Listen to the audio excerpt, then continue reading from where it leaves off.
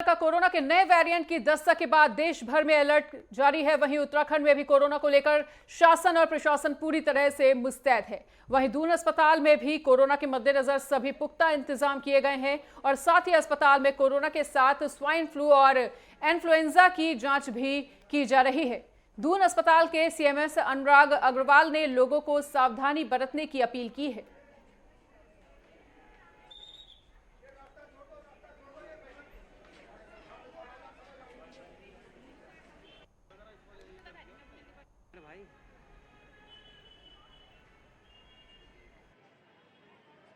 हाँ, देखिए जाड़े के मौसम के साथ जैसे हवा का एक घनत्व जो है वो बढ़ता है, उसमें डेंस हो जाती है, तो ऐसे में वायरस डिजीज होना बहुत ही कॉमन है, जिसमें इन्फ्लुएंजा इसका एक बिगड़ा हुआ रूप है, स्वाइन फ्लू और कोविड को हम देख रहे हैं कि कुछ राज्यों में कोविड के केसेज बढ़े हैं।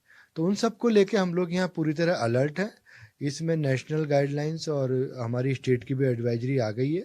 तो ऐसे में जो भी इन्फ्लुएंजा लाइक इलनेस के पेशेंट हैं या फिर जिनको हल्का फुल्का निमोनिया या सीरियस निमोनिया के पेशेंट हैं, सभी की जांचें इन वायरस के लिए हम कराते हैं।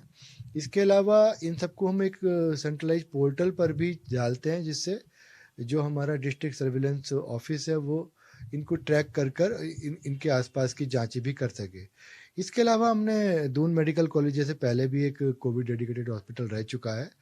इसी क्रम में हमने अभी एक 20 बेड का ऑक्सीजन वार्ड और 9 बेड का एक आईसीयू वार्ड रिजर्व किया है इन्हीं फ्लू लाइक इलनेसेज के लिए, जहाँ पर कोई भी स्वाइन फ्लू का सस्पेक्ट या कंफर्म केस रखा जा सकता है, साथ ही साथ कोविड का भी। और पिछले कुछ दिनों में हमारे पास सस्पेक्ट पेशेंट तो भर्ती हुए हैं, लेकिन अभी तक भी किसी की रिपोर्ट उनमें से पॉजिटिव नहीं आई है। हाँ, लैब के माध्यम से मुझे मालूम पड़ा है कि कुछ 2-3 रिपोर्ट पॉजिटिव आई हैं, लेकिन वो शायद आउटडोर पेशेंट रहे होंगे और वो स्वास्थ्य लाभ लेकर जा चुके हैं। तो ऐसे में कोई भी केस अभी तो हमारे पास नहीं है।